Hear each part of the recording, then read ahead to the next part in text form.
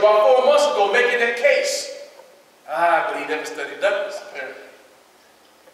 Douglas, he is the vehicle, if you will, how we can take the life-empowering message of the conservative philosophy and share it with all Americans, especially minorities, and be successful. Douglas that bridge. The third reason why Douglas broke away from Garrison. Garrison was a pacifist when it came to slavery. Garrison believed that the best way to end slavery was through moral exhortation, meaning that the more you speak about it, the more you talk about it, sooner or later folks are going to change. Douglas said no. Douglas said the best way to end slavery is through political action. Here's the relationship between Frederick Douglass and the Republican Party that most folks don't know.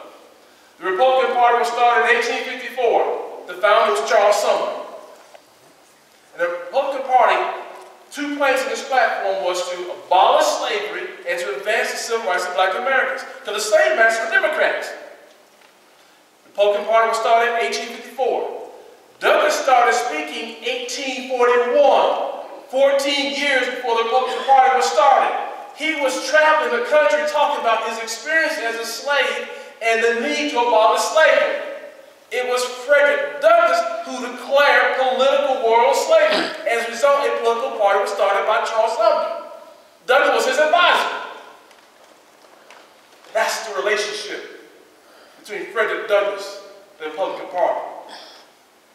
Okay? That's important.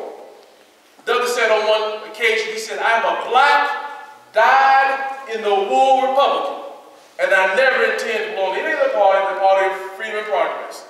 When the first time I heard that quote from Douglass, it struck me. I said, why did Douglass say freedom and progress, Republican Party, and didn't say freedom and progress, Democrat Party? Because the slave masters were Democrats. Because the Democrat Party did everything they could do back then to advance the civil rights of black Americans and to keep blacks in slavery. Douglass was the key to help me understand that. So let's talk about this Frederick Douglass mantra. How this thing, how are you getting 87% success rate when you go in the minority communities and you speak? First of all, I don't go as a black conservative. I'm a Frederick Douglass Republican. That's an oxymoron for many folks. But it gives me a chance to engage and share my values. I stand behind Douglass. Respect for the Constitution, respect for life, the belief in limited government, and the belief in personal responsibility. Douglass, that was not a theory for Douglass, that was practical application. That's where he lived. Frederick Douglass. Many of you don't know this. Frederick Douglass was a capitalist. He believed in wealth creation, not wealth redistribution. He wrote 3 books. He was a public speaker. He owned 2 newspaper companies. Douglass passed away in 1895 at the age of 77. How much money do you think he had amassed in savings in 1895? Some of you know. How much money do you think Douglass had amassed in savings in 1895? $300,000. That is the equivalent of $25 million today. How did he do it? He embraced conservative principles. Think about it. Douglass escaped from slavery. What did he escape from? He escaped from slave master entitlements. He was on it for a while, but while he was on it, he learned how to read and write. He escaped from slave master run health care. Think about it. We should escape from slave government run health care. Don't you think? Douglass wanted life, liberty, and a pursuit of happiness. He was not allowed to accumulate private property as a slave. His personal freedom was taken away. Douglass wanted his God-given right for free will. He wanted his God-given right for self-rule. So when I go in minority communities and I share this Frederick Douglass Republican philosophy, here's what I learned. In order to get people to vote their values, and this is what I tell folks, it doesn't matter what political party you're in. It really doesn't matter. What matters most, are you voting in a way that shows your love and your allegiance to the God you say you serve? Are you voting your values? Now, I was born black. I thought I was born a Democrat. I grew up in a Democrat household. I realized I'm not even born a Christian. I am born a sinner. And just as I had to study the Bible to apply the scripture and the truth and relate it to my life, I had to do the same thing in politics. So with this message God has given me, it's a non-condescending message because number one, it's my testimony. 2 Corinthians is the scripture that changed my life over 15 years ago. 2 Corinthians 13 and 5. If you go to the Message translation, the one that I prefer, it says this. It says, examine yourself to make sure you are solid in the faith. Don't drift along taking things for granted. You need first-hand evidence, not mere hearsay that Jesus Christ is in you. So 15, 16 years ago, I started testing the way I was voting.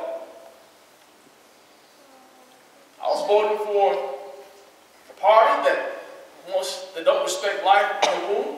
I don't believe that in terms of my values, but I was voting that way. Now, this party wants to take God's divine definition of marriage now and change it. Now, I'm not a homophobe. I believe in free will. If somebody wants to live that lifestyle, that's fine. Okay? I don't agree with it, but that's fine. But no man, no government, no president has the authority to take God's divine definition of marriage and change it in order to fit and please his constituents. That's what we're talking about. They want to kiss you on the Chick-fil-A, that's fine. But no, you're not going to change God's divine definition of marriage. That's what we're drawing a line. So when God gave this political awareness, when I read 2 Corinthians 13 and 5, I read that thing so many times, that night it hit me that way. And God appeared to me in a dream, and I talked about it in my book. I need to talk about it. Let me talk about my book. I'll forget to talk about it. But when God appeared to me in a dream, he diagnosed me as a political schizophrenic. A political schizophrenic is a person that worships one way and votes in another. So through my vote, as a political schizophrenic, I was spinning in my God's face based on my vote. Now, I wouldn't do that consciously. I wouldn't spin in my God's face consciously. But if I'm doing it, there's an element of brainwashing there. And God said I was a political schizophrenic. Let me get to this now. I get on the real wing to talk about the book. Let me do this. I'm not here to plug the book. I'm going to share with you what works. I wrote a book entitled Frederick Douglass Republicans, the Movement to Reignite America's Passion for Liberty. This is an action handbook for conservatives. It's not intimidating reading. Less than 100 pages. But it's an action handbook for conservatives. It will give you the information you need so you can engage. Let me show you what I mean by that. I was not converted to conservatism. I finally realized I've always been one, I just didn't know it. See, when I grew up in Huntsville, Alabama, the liberal, progressive were in my ear through the Democrat Party, through the NAACP, because they were in my community. They were in my ear. Conservatives were in my community. They weren't in my ear. I didn't get the counter position till I became an adult.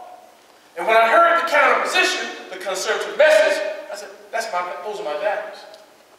What we must do as conservatives, we must get in the trenches. We must get in we must be able to create an atmosphere for political dialogue and talk to our friends, our family members, and our fellow citizens about our conservative values and do it in a way where they can't play the race card on us and shut our tongue up and put us in our conservative closet. So this book will give you the information to engage. The information to engage. I talk about my testimonies in here, and I take those 4 life-empowering values: respect for the Constitution, respect for life, the idea about limited government and personal responsibility. And I pull in quotes from Frederick Douglass, I think like 5 to 6 quotes, what Douglass said about the Constitution. Douglass said this: the Constitution reads, "We the people," Douglass said. Doesn't say, "We the white people." So if black folks are people, then they are to be included with the benefactors of the Constitution. Well, the Democrat Party couldn't live with that. Because it came out with the Dred Scott decision, 1857, I believe. You know the Dred Scott decision? When the Supreme Court came down and made this judgment, a Democrat-dominated Supreme Court, by the way, he said, blacks are not protected by the Constitution. citizens. They're property. And they have no rights that the white man is bound to respect. That came out of the Democrat Party-dominated Supreme Court. Okay? So this book was written. So when I started talking to people about the book and asking whether they're engaging, are you talking to your friends? Are you engaging?